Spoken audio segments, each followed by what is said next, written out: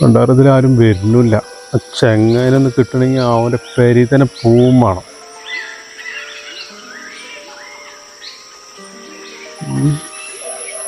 ആരും വരുമൊക്കെ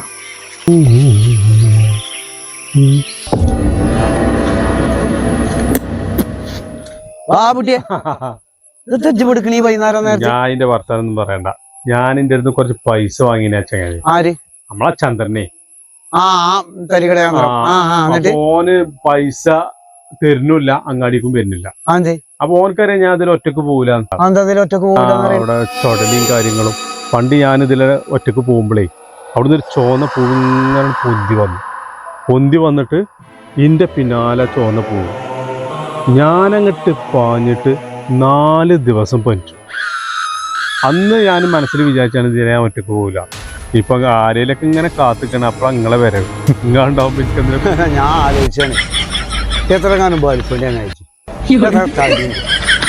ഒറ്റക്ക് പോകില്ല മനുഷ്യനോട് പറയാൻ പറ്റണ ഇങ്ങോട്ട് പോകണേ. ഞാൻ എൻ്റെ ഒപ്പം മേടിച്ചാണ്. എന്ത് ചോടല, എന്ത് പ്രേതം, എന്ത് പൂവ്, ഇതൊക്കെ ജാതി വർത്തനം പറയാൻ അതിനൊക്കെ ആരും. പിന്നെ മനസ്സിലായി. ഞാനൊക്കെ ഇതിലെ രാത്രി 12 മണിക്ക് പോയി. ഞാൻ അതിലെ രാത്രി ചിലപ്പോ കുറുക്കൻ്റെ ഒച്ചയും ഇങ്ങനെ കേൾക്കും. എനിക്ക് ജാതി വലിയ പേടിയൊന്നുമില്ല.